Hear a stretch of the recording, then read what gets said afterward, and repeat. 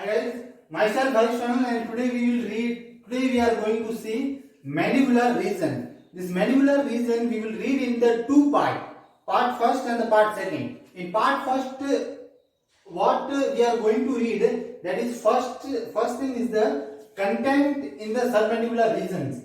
Okay, structure which are present in the submandibular region first thing, and second submandibular ganglion. These two topic today we will read, and in the next topic I will teach you the submandibular gland. That the submandibular salivary gland. Many students told me that submandibular gland is the very tough, but it's not tough. It's very easy. I will teach you in the very easy way. Okay. So before going on the submandibular gland, we have to understand the submandibular region from where it is extended. Okay, and structure present in the submandibular region. So submandibular region is a superficially, it's a combination of the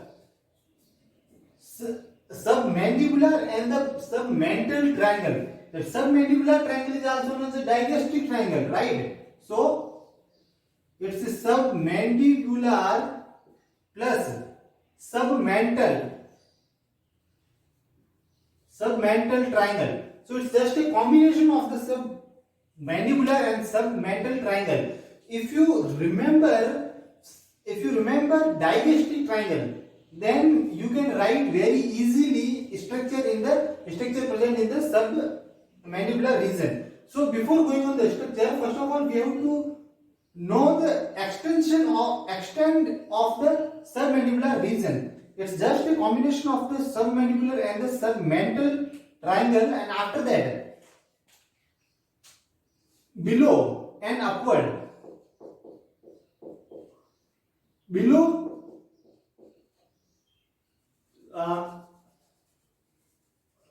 suppose this is the hyoid bone.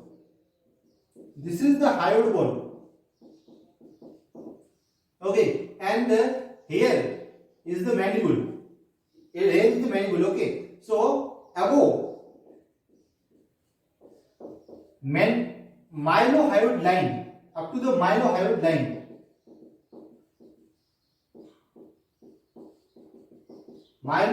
line, and below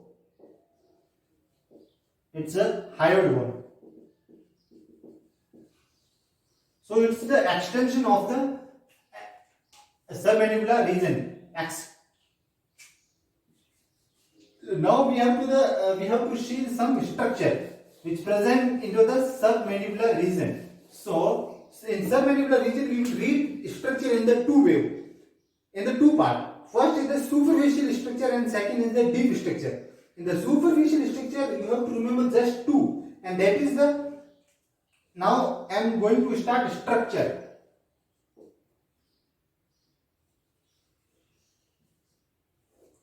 Structure, which is the, we will read in the two part. First is the superficial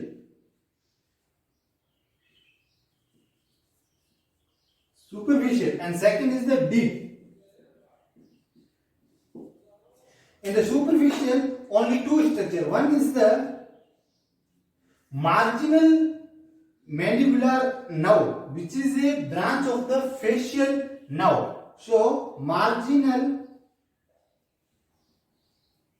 mandibular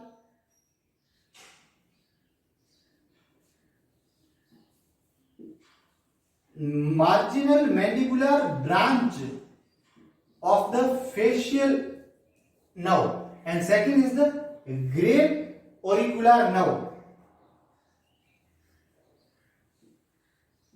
Great auricular nerve. These two structures we have to know.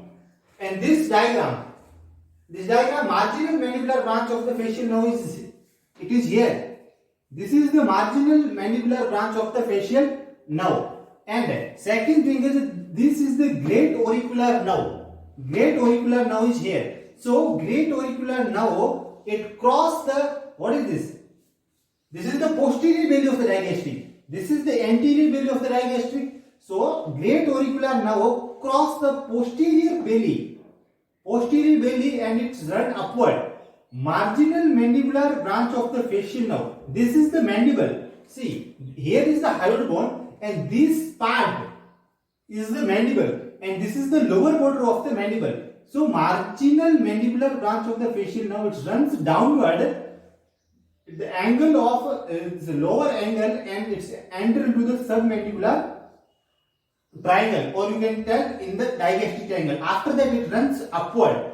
So, somewhat here, it runs somewhat here, and after that, it's running with respect to lower border of the mandible. So, this thing we have to remember. Only for this purpose, see, marginal mandibular branch of the facial nerve, it's come up to here, and lower border of the mandible. After that, it runs like this. Okay, along the lower border of the mandible. So, in the surgical procedure, we should not make any incision near the angle of the mandible or near the lower border of the mandible to avoid injury to the marginal mandibular branch of the facial nerve. If you will make a cut here, if you will make incision here, okay, so this nerve will be damaged, right? So avoiding that scenario, we are putting incision 4 cm below the lower border of the mandible. This is the one reason. Okay, so these both are the superficial structure. Now we are moving in the deep structure of the submandibular region. If you know the basics, okay, whatever we covered basics so far, that is the only deep structure of the submandibular region, where we cover the basics. If you have seen my video on the anterior triangle of the neck, there I taught you the basics, suprahyoid muscles, infrahyoid muscles. Okay, after that, triangles in the digastric triangles. Okay, so all the structure I am going to write here. All the structure I am going to write here, deep structure. So see first. First is the suprahyoid muscles. Suprahyoid muscles. Tell me, suprahyoid muscles are in number. 4 in the number, right? 4 in the number. Now, which? Tell me, suprahyoid muscles. We have covered in the basics, no? Suppose this is the mandible. Right? This is the mandible. Now, suprahyoid muscles. Tell me, one from the stellar process. It is what? Stellohyoid. Already we have covered this all things. Second, this is mylohyoid. Am I right? One is the xenohyoid, and the last one, digastric. This is the posterior belly, and this is the anterior belly. All things we have covered in the anterior triangle of the neck in the basics. So if you have not seen that video, have a look on that. So suprahyoid muscles 4. Now second structure. What is it? Extrinsic muscles of the tongue.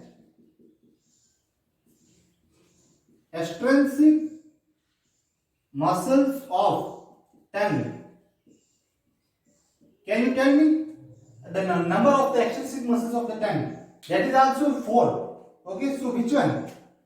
Which 4? 4 muscles. But in this submandibular region, only 3 muscles we have to write, not 4. Only 3. Why? Because you tell me, what are the extrinsic muscles of the tongue? Stenoglossus, right? Hyoglossus, right? Xenoglossus, which is the safety muscles of the tongue, right? And last one, that is the palatoglossus. Here is the palate, here is the tongue, and we are talking, and here is hyoid. We are talking in this region only. Since palatoglossus muscles is the hair, so we should not consider palatoglossus muscles as that is the extrinsic muscles of the tongue only. But that palatoglossus is not a structure which come under the submandibular region. So extrinsic muscles of the tongue. Now third number. What is the most prominent structure which is present in the submandibular region? That is the submandibular gland. So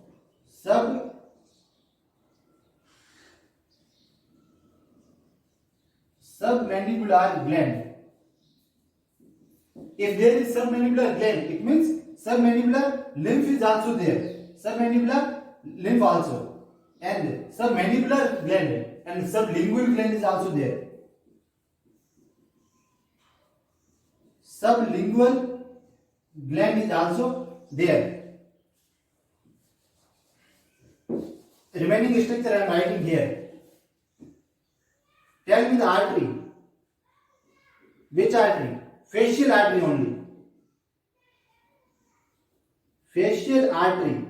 Tell me the nerve. Lingual nerve. Lingual nerve and the hypoglossal nerve. 12th and 9th glossopharyngeal nerve. Hypoglossal. Why? Because hypoglossal nerve for the hypoglossal muscles, and this is what? Glossopharyngeal nerve. So these are the structure which present in the submandibular region. So we have seen content of the submandibular region. That is the superficial content and deep content. In the superficial content only two: great auricular nerve and the marginal mandibular nerve of the facial. Marginal mandibular branch of the facial nerve. After that, these all are the deep. So submandibular region, I don't know, it's extend from where to where. Below it's hyoid. So hyoid and that mandible, there is one marginal mandibular. There is one mylohyoid line is there. Okay, so it's extended between these two. So you can tell like this area is the region of the submandibular. This is the submandibular region. So this all structure we have covered so far. So now we have to understand one more thing. Okay, I am going to rough this. We have to understand one more thing, that is these all muscles are arranged in the plane. There is 4 muscular plane. Plane first, second, third and the fourth. In these 4 plane, we have to understand which muscles will come in the plane first, which is in the second, third and the fourth, like that. So before going on the direct like this muscle is present in this present in this, we should not read like that. Okay, before that we have to understand attachment of the muscles in the muscular attachment of the hyoid bone. Okay, so whatever I am going to explain, that is the superficial to the deep. Yes, muscles attachment, or we can make a heading muscular plane. Muscular plane. Muscular plane. In this, I am explaining from superficial to the deep.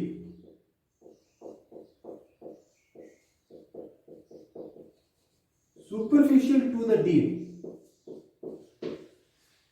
And we all will see which muscles is come in the plane first, second, third, and this all plane are important during the surgery. So first of all, we have to understand the muscles attachment on the hyoid bone. So you just assume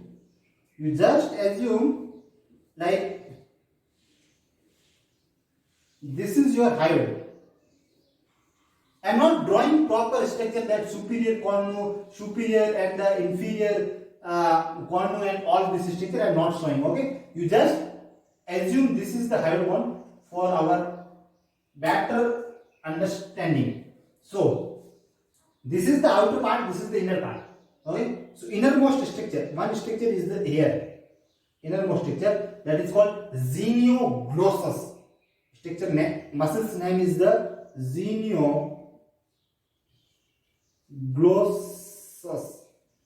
Genioglossus muscles. One. Second, here is one muscle's attachment. That is the geniohyoid.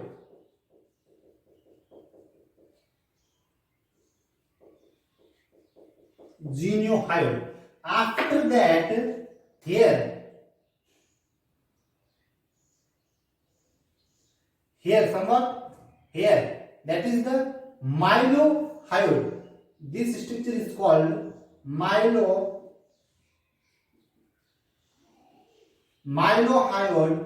muscles. Now, one muscles is from here to here. This attachment of these muscles is called hyoglossus.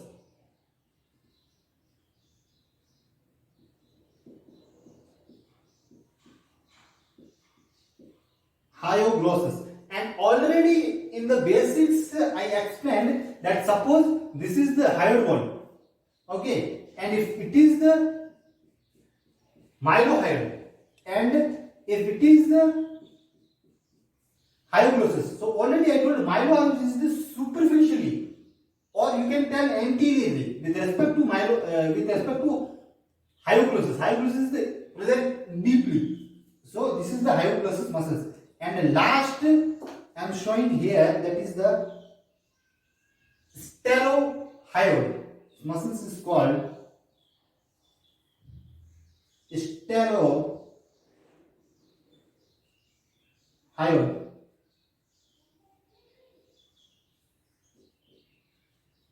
Stelohyoid muscles. Now see here, we have to write four plane. We are going from superficial to the deep. So deep in the anterior triangle of the neck, I explained how to write floor of the anterior triangle of the neck. Okay, in that we have seen basics, like this is the hyoid, this is the thyroid cartilage, and here is the sternum. These all three muscles is there. That is not we are considered.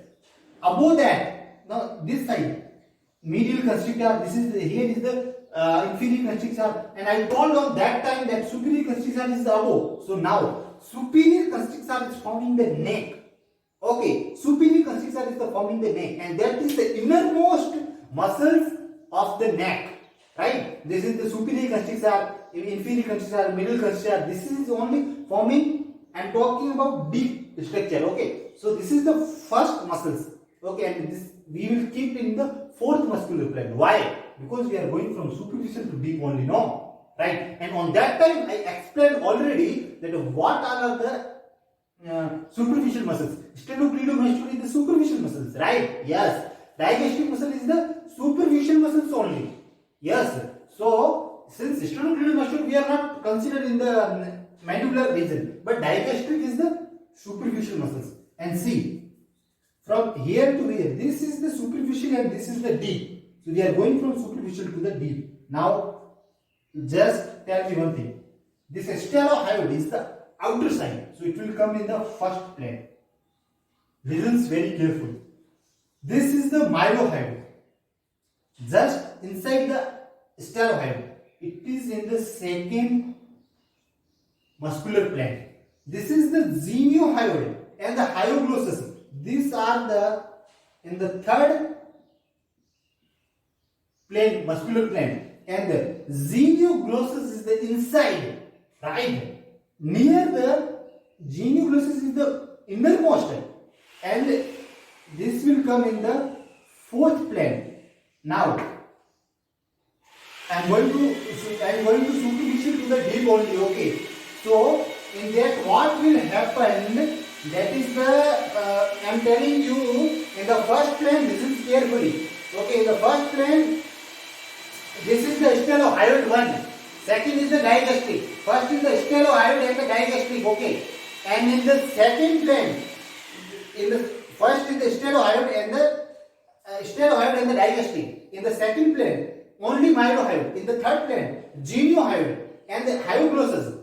Right? And the fourth muscles is the genioglossus. So one muscles is, so these are the muscular plane, okay? So you have to remember like this only.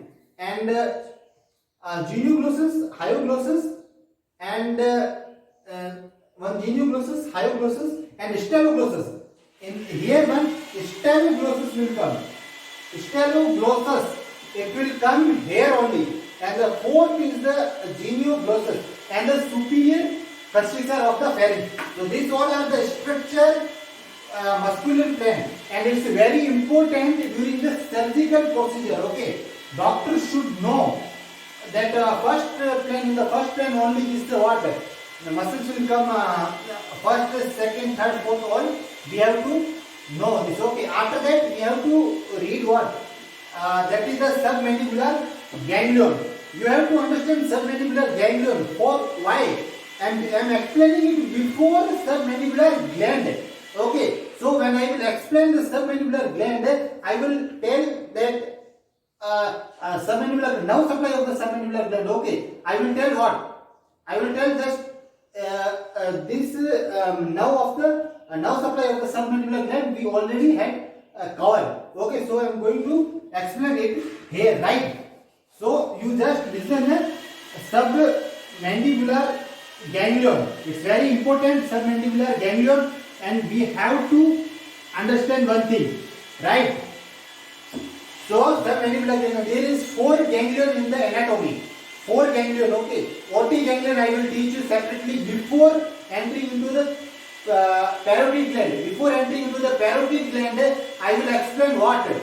I will explain the OT ganglion, okay, because OT ganglion is the nerve supply of parotid gland, and this submandibular ganglion is the nerve supply of submandibular gland and the sublingual gland. That's why I am going to explain it here. So listen very carefully. And before entering into any ganglion, we have to remember which nerve will come from the which part. Am I right? So for that you have to know the basics. First, second, third, like fourth and fifth, sixth. This all structure you have to know. Okay. So just listen here. This is the medulla oblongata. This is the pons. This structure is the pons, right? And this is the midbrain. So in every ganglion you have to remember only 3 things. That is it supply to which structure.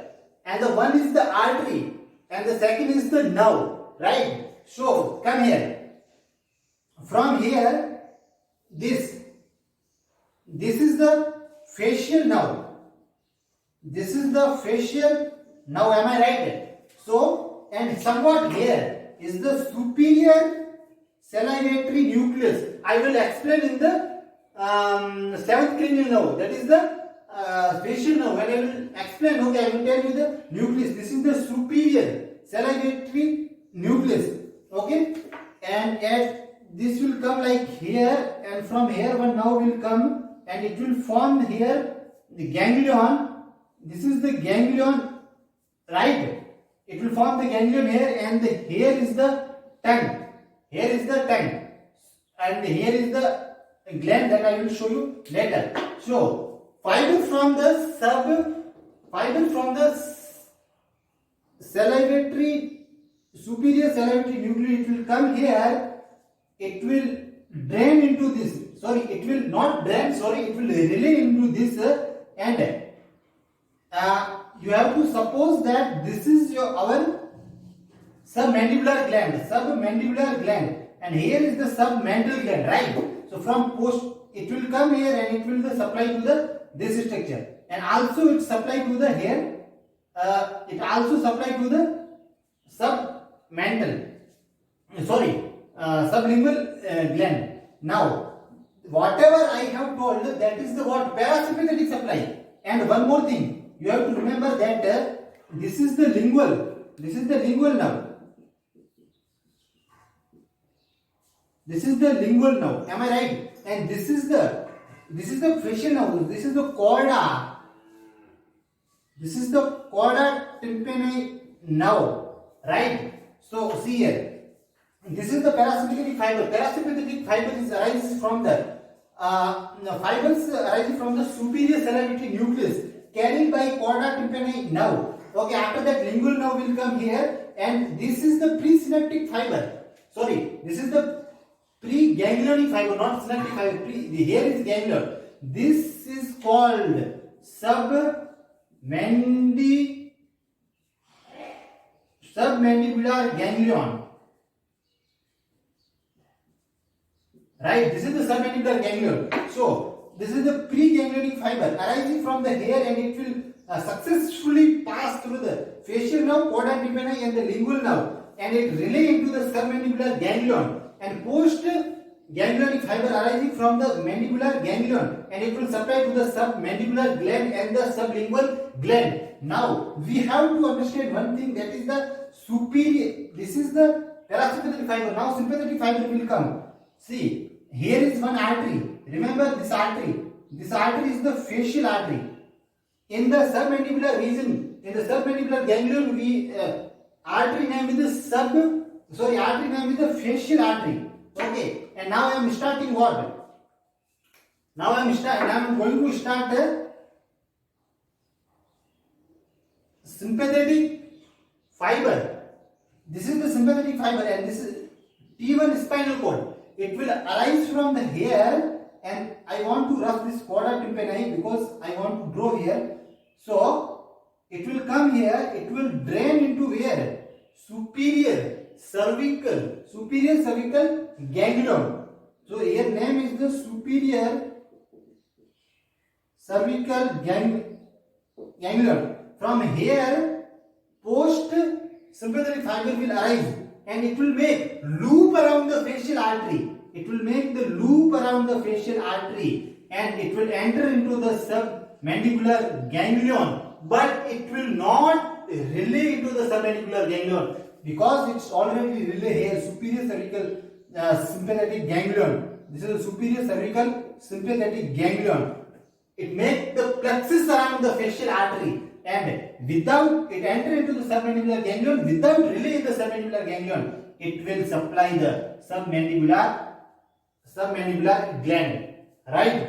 So this is the sympathetic fiber, and in all four ganglions, sympathetic fiber arises from only T1 spinal segment, and this is the parasympathetic. This is the parasympathetic fiber. So this is the submandibular ganglion. So this is the proper ganglion, and we have to discuss something before this. Okay. So this submandibular ganglion shape not only submandibular ganglion, and all ganglion shape is only pinhead structure only. So this is the pinhead structure only, right? After that, we have to write some relation. See, relation is the very easy. You tell, here is the submandibular ganglion. Am I right? This is the submandibular ganglion, and one thing you have to remember, that is what? If you suppose, come here. If this is the hyoid bone, I am showing you black. If it is the hyoid bone, right? And if it is the mylohyoid, it is the mylohyoid, right? And somewhat here is this is what? Hyoglossus, right? So hyoglossus is this. This is the hyoglossus, and this is the myeloglossus, right? If this is the hyoglossus, this is the myeloglossus. Okay, this structure, submandibular ganglion, is lying on the hypoglossal muscles. So medially hypoglossal muscles, right? And here, if this is the mylohyoid muscles, so submandibular gland somewhat like this only, right? Mylohyoid muscles is the sandwich between submandibular gland. So I am not talking about two submandibular gland either. No. Submandibular gland has two parts, one superficial and the deep. So mylohyoid is something here, and here is what? Hyoglossus, right? So this submandibular ganglion is just lie down like this only. Okay, so medially hyoglossus muscles only.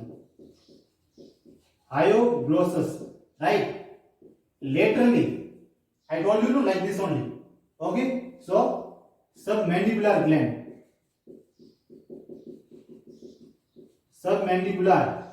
gland above, see here, lingual nerve. So this is the lingual, and the below, it's like submandibular gland is like this only. Okay, so laterally is formed by superficial part, and this is going below. So deep part is forming the what? below deep part of submandibular gland. This is the relation. So relation we covered relation shaped nerve from facial nerve and the chorda tympani. After that lingual nerve. We have to write topographically and the functionally. Two words is there in every ganglion we have to write. Now you just tell me this fiber is coming from where? This is chorda tympani now, right? Chorda tympani now. Am I right or not? So I am writing here. 2 points you have to remember. Not remember, you have to understand. One is the topographically. Topographically. And second is the functionally. So you tell me who is doing function here. This only chorda tympani. So submandibular ganglion. Functionally it is related to chorda tympani now. Chorda tympani now, and topographically it is related to the lingual nerve. Lingual nerve. So in every ganglion we have to write same relation. Same is the pinhead for everyone. Okay, and relation topographically and the functionally. They can ask MCQ whether it is topographically or functionally. Okay, functionally it is related to. So you have to understand function. Who is doing their function? Chorda tympani now only doing function now. So functionally it is related to chorda tympani now, and topographically it is related to lingual nerve. So it's all about submandibular. First part of the submandibular region, that is the structure and the submandibular ganglion. Why I explain ganglion here? Again I am telling. In next video I will explain what submandibular gland, and that is the very. Student told me that is very tough. Okay, I will make it very easy. Okay, it's nothing, just your game of your hand, like eustachian tube. Okay, I will explain. So there nerve supply I have to explain. No, this is the nerve supply. I am explaining here right now. Okay, so I hope you understand this all structure. Okay, in the when I will explain submandibular gland, you will understand it very well. Okay, so it's like submandibular gland. Here is some mylohyoid muscles here. No, it's like this only. Okay, I will show you. So I hope you understand all this. Okay, so and the branches of the submandibular ganglion, that is what 5 to 6 branches, and the supplying to the what submandibular mandibular gland only. It's supplying to submandibular gland only. Okay, so and some branches is supplying to the sublingual now. Okay, so it's all about. Thank you.